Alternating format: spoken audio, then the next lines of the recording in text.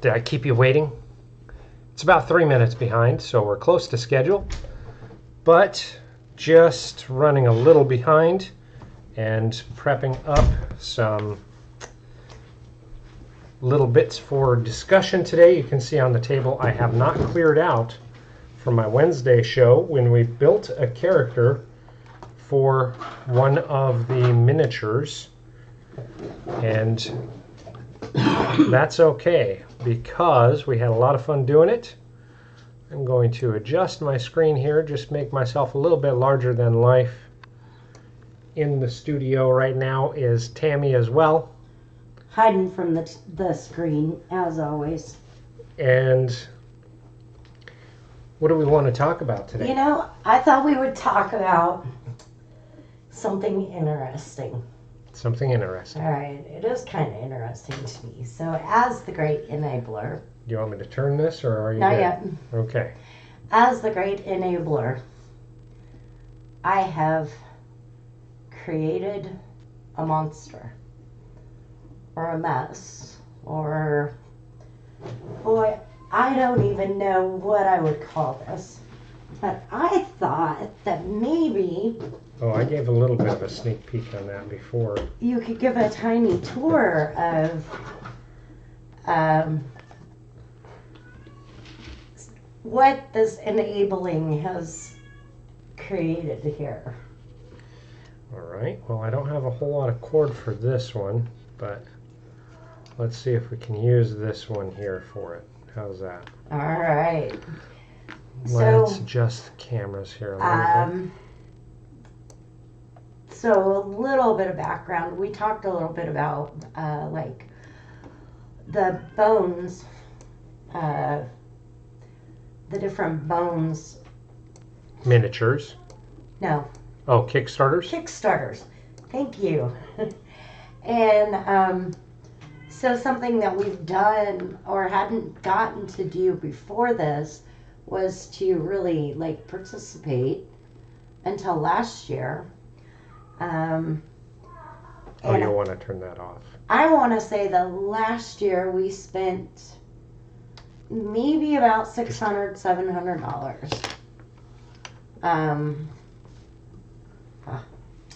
So this is most of the Wall of Shame. If you see back here, back this black, that actually is full of quite a few minis too that are either, well, there's a lot not painted, but there are even more that are painted right now. But yes, just something that anybody that does minis, I have a feeling knows. Lots and lots of minis. Lots and lots of minis. There are so many minis. Yeah, so And packs this of is minis. Joe's Wall of Shame. So we already reviewed the Elemental Scions. You can see in the box here. Did we talk about the Blood Demons? No, we did not. You know, let's talk about those a little bit. We'll pop some of this stuff out and just talk about some of it and Okay. talk about what it means to have a Wall of Shame and talk about some of the ones you're most looking forward to painting. Okay. All right. So from the Great Enabler comes the Wall of Shame episode. So Blood Demons. I get it to where the lights aren't too horrible. So these are plastic miniatures pre-boxed from Reaper Miniatures for the Dungeon Dwellers. And these are all devils and demons. This one I think is so freaking awesome. We actually bought these when we went up to the Bones Kickstarter party. Yep. Just because we saw them out of the package and it was like, oh my gosh, these are amazing. I want to say they were $29. I believe $29.99. But just awesome sculpts. So, any of these others that jump out that you really want to talk about? Ooh. Yeah, grab the Tabaxi. Oh, or the knoll. We'll go with this one first. Okay, I'm going to change this up so I'm not holding this so it's wobbly. I apologize if I'm making you seasick. Let's get this going here. Here, we'll go right there. Well, no, she's not going to play too well. No? No, pull it. So one of the downsides is there's a lot of stuff here. If you can see, obviously there is beyond a lot of projects that he has to work on. So this is a display sculpt. This is going to be for competition level painting. You can see it is a I want to say it's a 130 millimeter sculpt. This is the Knoll Queen, and definitely has those aspects of hyena or wolf. To me, this looks a little more wolf than hyena. I love this one. This one was actually done by a local company here in Katy. Name escapes me off the top of my head, but we will definitely fill in at some point when we go to post this online. Yeah. Grab the tabaxi. You're all about that tabaxi. This one? Yep. So this is another display piece, and this is a tabaxi sorceress. And really, when I got this one, I wasn't expecting to get this one because I'm not big on cat people. But Tammy saw it and liked it and got it for me. So this is also going to be a competition piece. I've been doing a lot of thinking and testing and research on part of the challenge for me is how do you paint a humanoid cat? Do you go with skin or do you go with fur? You know, the color palette is a little more challenging. But I actually saw some good ideas, and yeah, I'm really getting excited to paint this one because I think it's going to come out extremely well and challenge myself with different color skin tones. So the way she's holding her hand totally and completely makes me think that you should put one of these with it. Oh, a skull? Yeah. No, I already got one with a skull. Yeah, okay. It just, she's cool looking. Yeah. Yeah, definitely a good one. All right, now you can grab whatever you like. I can grab randomly. Yep, whatever you like. Oh, Blurb, the three-headed ogre. So Ettins are a common foe in Dungeons & Dragons, and they're two-headed giants, basically. Generally giants with two heads. So this was from Reaper Bones 5, and is a three-headed ogre. So initially I thought about sculpting some hair on two of the heads, and then leaving the third bald and having it be Larry, Moe, and Curly, just for more comedic effect. I haven't decided if I'm going to do that or not. I just worked on assembly on these, so you can see the little bit of fine-tuning gray stuff that was done to cover up all of the gaps. I think the sculpting came out pretty decent, but you can definitely see that variant from the material. Again, that gray stuff, just very similar to green stuff, but it is a little softer and more pliable, which I like to sculpt with when I'm doing gaps for skin tone specifically, because it's a little more organic. So, not just the Wall of Shame. Okay, good. So this is Agraxthis, I believe is how it's pronounced. This is a Reaper Bones 5. This is a dragon that you can really paint it any color, but I used mine for D&D, so I painted mine as a black dragon. Came out really handy because I needed it for a campaign that I was running at the time. Now this one here, black, a lot of people say is the hardest color to paint, and really there's so much opportunity to color and shade black. But this one here, because the black dragon lived in a kind of a nuclear swampland, we'll say, I went with greens, heavily on greens and yellows, to tie into that feeling. and I feel it came out really pretty well. I'm pretty happy with how I was able to capture a lot of the texture with highlighting and tones. The under wings also following suit with that. And then the base, I kept it really stupid simple because I was using it for tabletop. You can see I've just got light bits of flocking in the stonework and very little bits of static grass. But a beautiful sculpt. This one was definitely a challenge for getting together. I had to do a boil test as well as do a little bit of sculpting for part of the tail. There was a pretty decent gap in part of the tail even after doing the boiling technique. But overall, I think it came out really good. I would say that this is close to competition level, but definitely better than what you're going to find for tabletop quality, in my opinion. And that is just my opinion.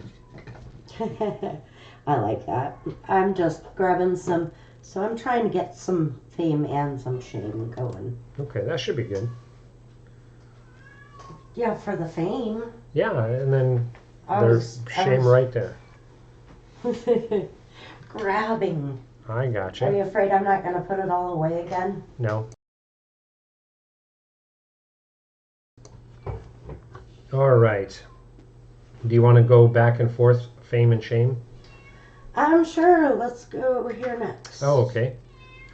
Oh, this one, actually, I won this one.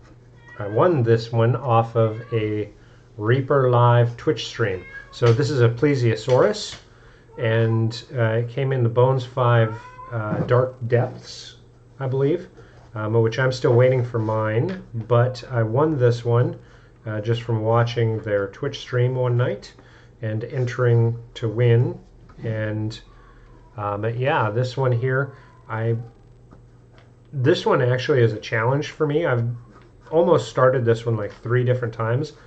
My challenge is because it's a plesiosaur, I keep thinking I want to go with, you know, safe marine dinosaur colors, which are usually pretty bland. Then there's a part of me that thinks, no, make it bright and vibrant and colorful and everything. So I go back and forth, and that is the primary reason this one has never been started, even though it's been on the table 3 times after cleaning and green stuffing and the whole 9 yards. There's my story behind my shame. All right. Well, we're not going to go with the dragon yet again. We'll go here. Okay. So this is one of my is favorites. a frost giant, and this is also, so this one is actually a tabletop piece, but I used it in a competition, and this is just a Reaper Bones as well. And the frost giants that they do really have a kind of Norse feel to them, so you can see Celt work on the belt. The horn, I tried to paint like Texas Longhorns, of course. I am in Texas. Tried to make it look like he was stomping through, kind of running through the snow. Little bits of color composition to gain a few extra points in the competition with competing colors like red next to brown with green to pop. Non-metallic metal for the axe, though I didn't get it as vibrant as I had hoped. The helmet, I think, came out very, very vibrant for a non-metallic metal. Really picks up a nice shimmer and sheen. But yeah, a frost giant that I use on the tabletop. All right, this one is, I couldn't figure out how to set it, so. That's because the base is over here. So this is a gold dragon. This is out of the Oriental expansion from Bones 5. This figure actually sits on what looks like a statue, I suppose is the best way to say it. It is a sunken, oh, maybe I don't have it over there. It's somewhere. Anyhow, it looks like a head. Oh, there it is. Yep, that's it right there. So this is the base for it. I've already started painting the base because, again, I have started and stopped this bad boy a few times, but he basically sits up here like this, and the base itself is supposed to be a half-buried head of an ancient statue. So this one here, I keep intending to paint as a gold dragon for use in Dungeons and Dragons, but I don't want to just paint it metallic gold. So I may most likely am leaning towards more oriental colors for this dragon and not using it as a gold dragon, using it more as a decorative piece, which is why you can see I've done some green stuff on 2 of the legs, but not all 4. So there's the story behind the gold dragon who is not a gold dragon. I think they may have seen this one in process a little bit. Yeah, if you follow me and watch my Saturday show, we painted this on stream. This is also just a decorative piece, a competition level piece, also a 125 millimeter. This one was really perplexing because it's got aspects of fantasy as well as sci-fi. So magic wand, spell book, obviously floating in a cloud, the skirt kind of blowing up, and really has that fantasy vibe, but the figure itself has elements of almost like a sci-fi suit, and it's almost got these metal and almost like rubber aspects to it. That's not going to show up great on the camera. Too much interference. There we go, a little bit. And so it was kind of that blend between sci-fi and fantasy. And so when I started painting it, at first I was thinking all sorcerer, so super fair skin because they never get out into the daylight. And then when I started painting the elements of the clothing, it really had that vibe of almost like Mass Effect vibe. The rolled up sleeve here, I actually had to sculpt. That sleeve ended in just almost like a tank top, but there was a really bad mold line and gap, so I actually had to sculpt a sleeve and make it look like it was rolled up for that wand hand. And then writing on the book just says a few different kind of boring things, but on one side we put our motto of where will your adventures take you, and then a miniature little logo on that as well. So where will your adventures take you? But a good competition and display piece. Ooh, this one here is a super cool one. This is almost a mix between an orc and a troll. This is not anything that's based off a monster for D&D or anything. Was that out of the Mandahar?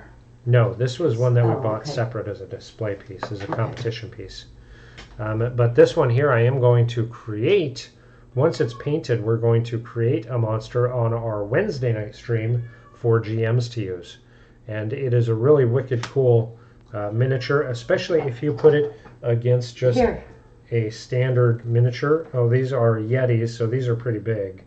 Yeah, well, and that's... Grab the knight there, the death knight, or the succubus, yeah. So there would be a figure of 28 mil scale compared to this. So definitely a massive creature, and something that we will use to create a monster for our Wednesday night show once we start working on painting. So when I was sitting here, I noticed the Yetis. Mm-hmm. I actually think that could be like their boss. Yeah, it's very possible, very possible. The challenge with the Yetis that I have is, do I paint them as Yetis, which are generally, more white in color, or do I paint them as Sasquatch?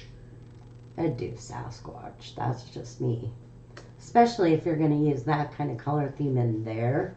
Yeah, it's hard to say for sure. Like I said, it would be really cool to have that be the big bad guy. Yeah. Because these are a little bad. Definitely not tiny. Yeah. Yeah, pretty good. But yeah, that one I'm really looking forward to, just because for a display piece and a competition piece, it's got a lot of great sculpture, and really half the battle on competition is your paint job should augment the sculpture. So this one is sculpted extremely beautifully, so that will make a fantastic display piece I think so. and competition piece. I think so. So this is a WizKids miniature, and if you're familiar with my show, I don't talk much about WizKids miniatures. I don't have a lot of WizKids miniatures. I don't use very many WizKids miniatures, but this is one that is a bronze dragon, and it actually is a copper dragon. I It is love the coloring a on this. copper dragon, but I use bronze dragons in my game a lot. So I wanted to paint this one as a bronze dragon, just because in my campaigns I use them a lot more than copper dragons, because I love to put a lot of my games on the coast, I think. But yeah, this one here was good. I got it just in time to use in one of my games. Tried to give it kind of a glowing green eye effect. A lot of verdigris, verdigris, however, it's called a lot of typical bronze weathering in the paint job. Now this one here, I did actually use metallic metals as the base coat and then highlight it up with golds and then put the weathering effect on there as well. But overall, I think it came out pretty decent. I was really happy with the outcome of it, and for a young adult dragon, it works really good on my table.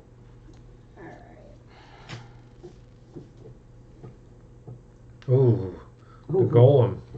So this one here is a very cool miniature. So this is a golem, and this one is sculpted extremely well too. So one of the things I really love, and I have not cleaned this up yet, you can see lots of mold lines. Heads on the hands. Yeah, its fists are actually ram's heads.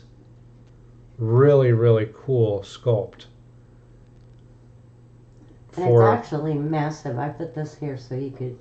Yeah, for a iron golem, so it's smaller than what a Dungeons and Dragons iron golem would be, but it's big, so you could use this for... I was thinking of using this for just like a guardian golem and not a regular statted iron golem. Just such a cool sculpt. It's got real good elements of that kind of Grecian theme. All the ram stuff worked in there. Just a very, very awesome, cool sculpt. And yeah, just a really, really sweet miniature. But yeah, that one I'm looking forward to doing. I don't know exactly how I'm going to do it yet, but should be pretty good. A little Angelica Fairweather. If you watch the channel, this one here is another one that we painted on stream for the most part. So this is also another competition and display piece. Now the sculpt itself is designed to where you can take the hat off, but I actually glued it on because I did not want to have it be a removable aspect. So I actually got 3 of these Angelica Fairweathers, and my goal is to paint one as a blonde, which is now complete, one as a brunette, and one as a redhead. And you might point out these are part of the VIP box for ReaperCon last year. Right, these were not available for sale until after the ReaperCon, and then just what they had left over. But the sculpt, again, it's a little over-exaggerated, but absolutely beautiful. Look at the detail in the coat that, because of the good sculpture, you're able to bring out via the paint. The little bits in the scarf, the feather, which I painted to be a little bit of a like peacock feel. And the hat is actually designed to match color to the cloak, but I love leather, dark leather pirate hats, so I couldn't help but go with a worn leather pirate hat look and then trimmed in the silver and blue. Lion's head medal on the, or badge on the hat ribbon, and yeah, just an absolutely gorgeous, gorgeous, gorgeous sculpt. Angelica Fairweather. That one I absolutely love. That one I actually started painting. I did all the cleanup and painting at ReaperCon last year in between events and classes that I was teaching.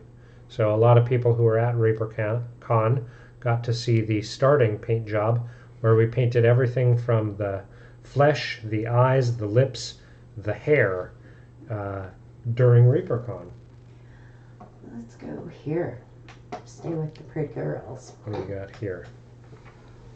This is a Hellborn a demon, so a succubus. This one here is also a display and competition piece. So definitely a large well sculpted figure, just designed to show off what you can paint. And this one here is your classic kind of bad girl look. So the very small corset bikini, very curvy, very I can't think of the word. I think she's gorgeous. I mean, Now you can see this sculpt here has an error in the print where it's got a slice, so it'll take a little bit of cleanup sculpting work, but not too bad. That's the only area that has any effect to it as I went through and looked. So a little bit of cleanup to do on it yet. but it's gorgeous. But yeah, a very, very gorgeous piece. This one here, I may actually remove off the base and put on a more decorative base. Wow, look at her heels. That looks like hell. Yeah, high heels, the whole 9 yards. I've never seen a mini with those kind of heels on it. Yep. Oh, I've seen a lot. Have you? They're just hard to sculpt in 28 mils. Yeah, well. Alright, we'll stay with some pretty girls. I paint more than pretty girls, just know that. Ah! So this is a cloud giant and also a game piece as well as a competition or display piece. I apologize if you can hear the cat. I know you can hear the cat because I see the mic picking it up. But this one here, definitely a beautiful sculpt. This is actually a resculpt. They have an older version of this cloud giant in a different pose. So this was an opportunity for the sculptor to do a resculpt. And yeah, just absolutely gorgeous. So this is one of the early ones I did in 2022 where I was pushing myself to be a lot more vibrant in my use of colors. So you can see on things like the hair where I integrated lots of purples and bright blues, which is very different. Yes. I also did very light mint greens on the white so that it has just a little bit of a shimmer effect. And of course made the skin kind of a cloudy blue. So that's kind of what I do normally for Drow. But I thought it worked pretty well for the cloud giant. And then of course lots of gold lions and leather bits. I wanted to have it be really dark, kind of armory leather, that boiled cuirass style leather, and gold, and just deep iron or deep steel, dark steel armor. So yeah, beautiful, beautiful sculpt, beautiful piece. All right, here we have some, I call these my mutants. One of the Bones 5 aspects was lots of things that were dragon-esque. Lots of dragon-esque things. So they had a lot of big, chunky dragons, which we saw the black one already, and we've got a few more like in process and to be done, and a couple that have been done. But they had all kinds of little dragon-esque things. And at first I was like, I'll never use that. I'll never use that. I'll never use that. But then when the Treasury of Dragons came out, it was like, and I've already got a miniature that'll work for that. I've already got a miniature that'll work for that. So this one here is a saber-toothed tiger dragon, which I never would have thought to put the two together. So at some point on our Wednesday show, we'll have to stat these bad boys out. Now you can see they've got all the green stuff already done. They still do need to be just scrubbed and then prepped up to paint. And this one here is a wolf drake. So elements of a wolf dragon.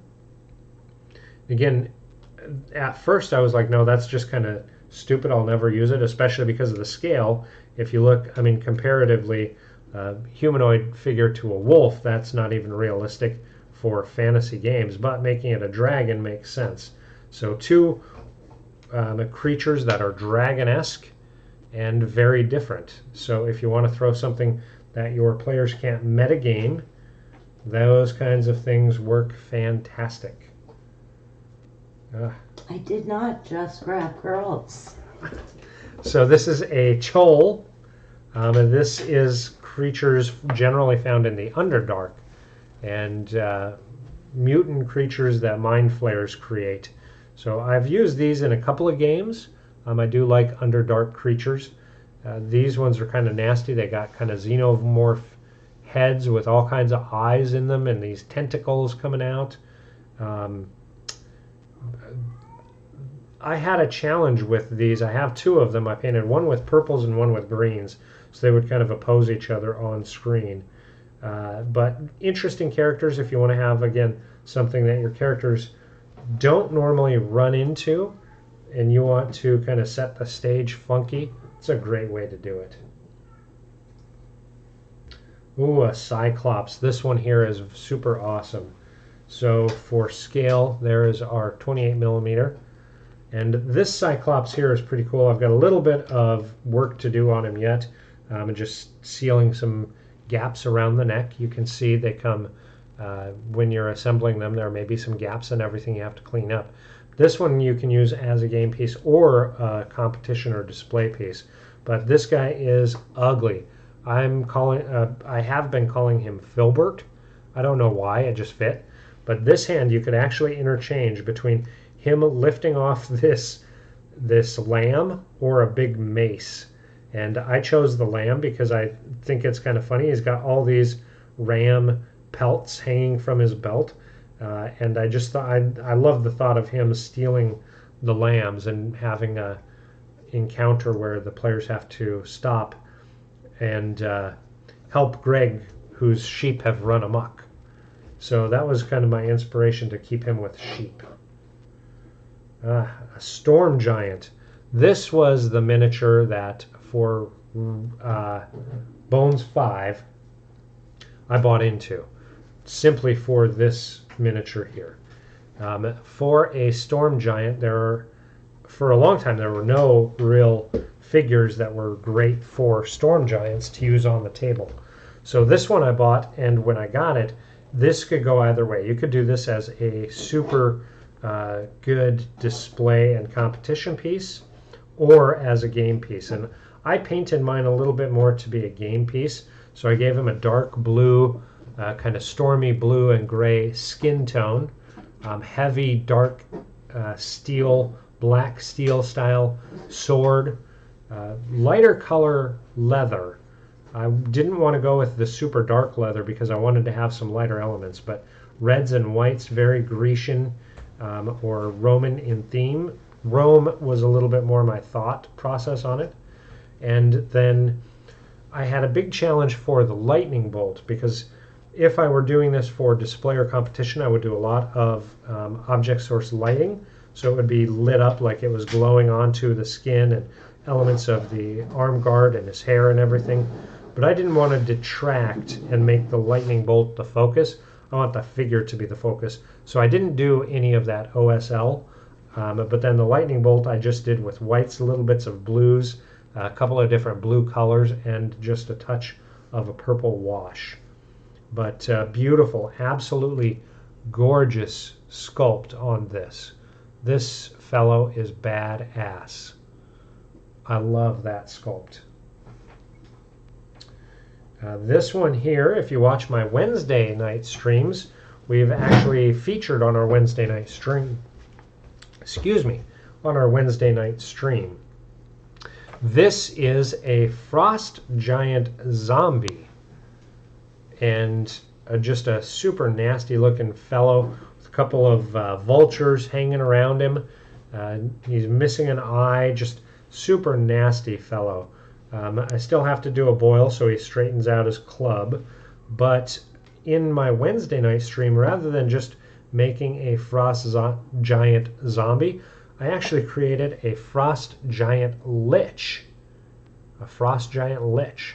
So if you go to my YouTube, you can find that video if it's something that you might be interested in using. All the stats and everything provided. Why don't you talk about this one real quick, about where we got it and everything.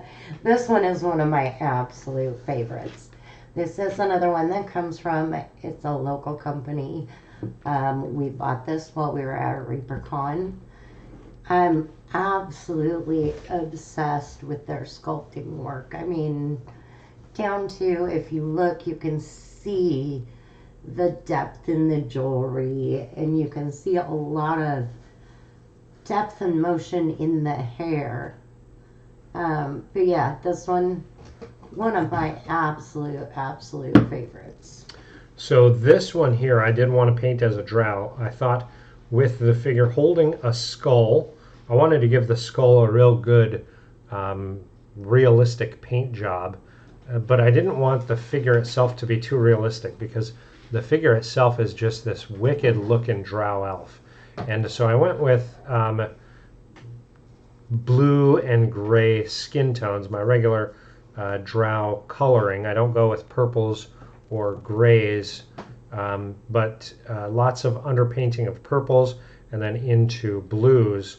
The jewelry I wanted to make very exclusive gold, and the hair this kind of sheeny gray. I love the motion in that hair. I mean, like I said, I am somewhat obsessed with their work, and we will make sure that we call them out on the podcast at some point because We've got the boxes we there. have gotten so many amazing things from these guys. So the brand is White Werewolf Tavern, and it does show their Patreon if you want to put that in front of it. Yeah. These guys are amazing. All right, absolutely amazing. Beautiful sculpts. A lot of things that you don't see a lot of elsewhere. So this one here, I actually really love it. I love the sculpt.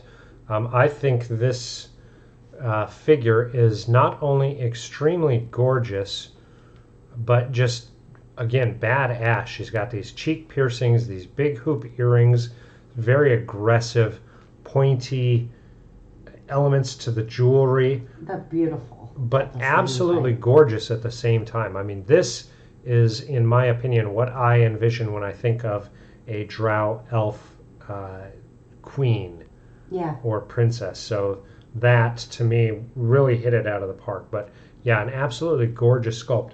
Before we do the next one, let's do the big one of this one. Well, let's do this too, because that is the same company. All right, so this one here is another one of their display pieces, display or competition. So this one, a tiefling, and lots of like outdoor elements. So you could definitely say this is going to represent a druid or a ranger or something like that. So it's got these bird skull elements to it there in the back of the hair, as well as on the bikini top. Elements of the moon, some fantastic jewels that are kind of tucked in. Just really, again, really well sculpted. Lots of detail. This one actually had a break in the horn, so I had to use some sculpting on that. So it's not quite as finely detailed as the other, but that's just because I had to do it, and I'm not a sculptor. But elements, you can see the ear coming through the hair there. Lots of flow and dynamic movement in the hair, which I love for display pieces because you can really work on your highlighting and shading tones and really make that hair look realistic, I guess is the best way to say it. Well, you hadn't done a whole lot of busts before. Yeah, I don't normally do busts because I primarily stick with tabletop pieces. So, yeah, definitely something where I was looking at trying lots of different things. I did actually put a mole on the rib cage there, lots of stippling in the skin tones, again, just to drive in that element of not only fantasy, but a little bit of realistic fantasy. Yeah. So, yeah, just another beautiful sculpt. Wanted her eyes to really pop out with green, like her bikini top. Of course, red is going to contrast green, so the jewels on the leather elements are rubies, and then I wanted to give that dark, worn leather look to elements of the belting on that cloak. But yeah, absolutely a gorgeous miniature, and this one was a lot of fun to paint. I would say the inspiration came from one of my kids on that one, the red and green. So for this one here, I didn't realize this until I was doing cleanup. So this bust that I absolutely am in love with, See, I did when I bought it. there was this other sculpt that I thought, oh, that's pretty cool. It is this sorceress or this necromancer who is raising skeletons up. And I'm going to bring this in a little bit so we can start to see here. I'm hoping that'll help. So there are these skeletal elements of this battle, and these skeletons are rising up out of the ground. Oh yeah, that's smart. I'll pop it like this. So these skeletons coming up out of the ground. You can see the what are those called? Headstones, old rusty swords, and then skeletons coming up, and almost worshipingly or like motherly to this necromancer who is just absolutely gorgeous. And what do you know? It is this drow princess holding this skeleton's skull right off his spine. And that is the same sculpt as the bust. It is the same gal, it's the same drow. And that's why she's holding that skull the way she is, because she just pulled it off of this figure that she just raised from the dead. But it's an absolutely gorgeous sculpt. I've got a lot of work yet to do on this one because I want to do such a good job on it. I'm going super slow in all of the cleanup. You can see lots of elements of green stuff. You can see lots of elements where there's like a high sheen where I've had to super glue a couple of elements in place. Super fragile because the sculpting on this, I mean the bones in like the legs and everything, if you can look in there and see the leg bones and everything, super delicate and fragile. You can see a little bit of element of where there's been a little bit of breakage here and there just in cleanup alone. But it's amazing. But it's an absolutely gorgeous sculpt. And so I want to paint it to match the bust, but then of course weather everything else.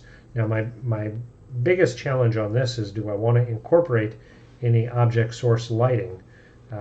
But I lean away from it because there's no like torches or lanterns. I thought maybe I'll make the sword glow, but if I do that, then I would have to repair the kind of worn, damaged areas of it. So I'm leaning away from object source lighting. But I don't know. If you're watching this video, leave a comment and let me know what you think. Should this sculpt, as I paint it, feature object source lighting or not? Beautiful sculpt. Absolutely gorgeous. Yeah, I love that one. All right, here is another WizKids. Again, I don't use a lot of WizKids. I don't have a lot of WizKids, but this is a hill giant, and this guy here is a chonk. So he's got this huge, massive, I call it a tarp backpack with netting. It's all patched up. He's got this massive stone-headed great club and just this big blubbery fellow of a hill giant. And now I use this on the tabletop quite a bit. He actually is not covered in Vaseline. I painted it to look like he was just sticky in sweat. So all of that highlighting is actually not wet at all. That's all just highlighting. But I wanted it to look as though he had just recently been covered in Vaseline or had been sweating profusely while pillaging the lands. But yeah, that is one of the hill giants I use on my tabletop games. I pop him out actually pretty regularly in my games, especially on lower level games. So I'm gonna just pile a few up. All right. Well, we've only got about 10 minutes. And that's why I'm just gonna toss these babies out there. All right. So I'm going to go kind of in a little bit of an order. So this is a Krampus.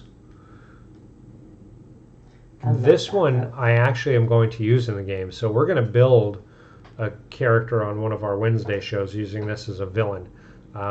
But as an NPC primarily is how I want to use him. For people who go into either the Feywild or possibly one of the Outer Planes, I want to have this fellow featured pretty heavily as an NPC and really use him to club up any murder hobos who happen to be at my table. Because he looks like the type of person who, if you kind of leave him alone, he'll leave you alone. But if you're a murder hobo and try to rob him, he's going to give you a walloping. So he is going to be my murder hobo equalizer. This one here is also out of the Oriental expansion. So this is Uni, and Unis are demons or devils in Oriental mythology, and lots of elements of just Oriental design. So the almost bolas necklaces, the top bun, just all the details the sculptors got in on these are fantastic. The Oriental figures actually inspired me to do one of my competition entry pieces for diorama in a competition coming up. These are Grecian pillars, also beautiful sculpts out of the Greek expansion. At first I had hoped these were just standalone figures because they're sculpted so well, but they are pillars. They do have bases and tops. And you can see her head is a little crooked. I've got to do a boil on it just to level out her head, but also going to utilize those in a diorama as some elements. It's hard though, because if I do that, they're going to have a cover on them, and I hate to cover up details and have them not be able to be turned and looked at and all of that. So it's one of those pros and con pieces of doing dioramas.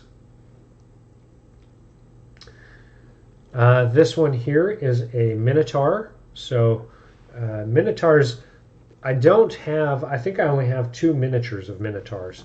And the reason I don't is because the Minotaur sculptures, 99% of them have these cloven hooves. And I like my Minotaurs with human feet because I'm a fan of Greek mythology. However, I did see a post that actually was kind of inspiring. So there was a person who said if they have human feet, they're good. If they have cloven hooves, they're bad. So I figured, you know what, I can live with that explanation. So this guy here is going to be a Minotaur for tabletop gaming, and he is going to be a bad guy. And Bone 6 has one that has human feet. Yes. Now this is an ogre. Of course, ogres are pretty common D&D encounter opportunities. So I've got a couple of ogres. This one here is just kind of different and interesting. I like that he's got fur, but also kind of leather elements, rope. He's got some type of a big rock in rope thing. The hide you can see has actually got a bear, so it's a bear hide. So I'm going to paint that like a grizzly bear rather than just like brown fur. Really make it look like a grizzly bear. Some human skulls, or possibly human, I don't know. One of those is possibly elf, who knows. And little coin purse for reward if you happen to best this ogre. That is it. I decided that was enough shame for you for one day. Well, that's good. That's good. Well, you could always do. Oh, I call that was not guy ready. Conan. So this one here is a competition piece. This is a diorama. The other miniatures currently we're painting it on our Saturday show, but this is going to be, it's going to be called Ode to Swords and Sorcery. So it's really that play on Conan and Red Sonja. Kind of that early 80s, late 70s, early 80s sword and sorcery, where the guy has just a loincloth armor, and the girl has skimpy armor, and she has no weapons because she needs the hero to bring the weapons. So it's really an ode to sword and sorcery. So this one was actually also started at ReaperCon last year. we use this guy to show how to do pinning of metal figures. So both of them are going to be pinned and into the base, and then we're going to do lots of decorative elements. We just stained the wood, and yeah, should be very, very good. I'm hoping it does really well in the placing, and that people get a kick out of that ode to the old sword and sorcery, especially when you look at miniatures now with all of the detail, armor, arms, armament, the dynamicness of them compared to what got us to where we are today in miniatures.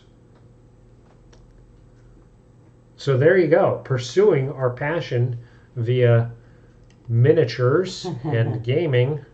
My wall of shame, and then a little bit of my wall of fame, or my shelves of fame.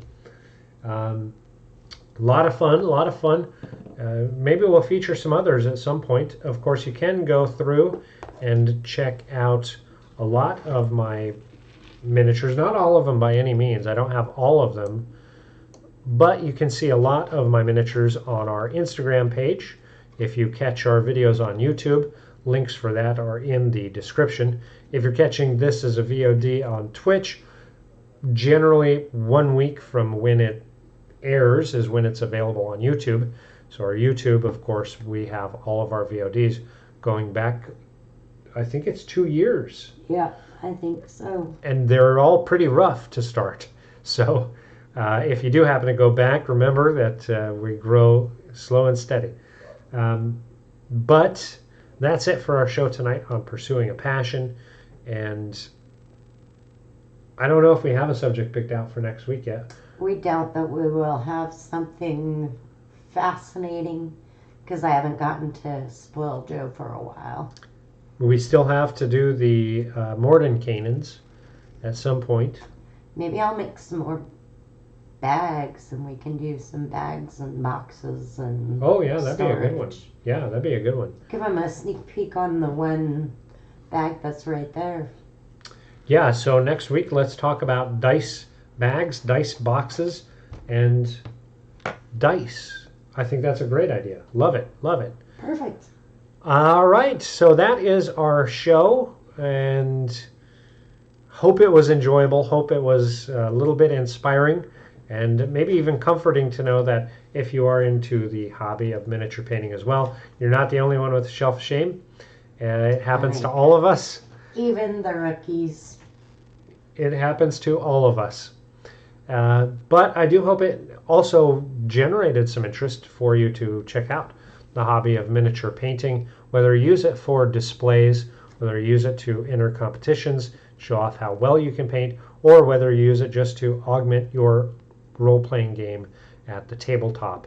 So I hope it was inspiring, I hope it was insightful, but it was educational, and of course, until next time, don't hesitate, leave us a comment, give us a follow, and let us know where will your adventures take you. Bye-bye.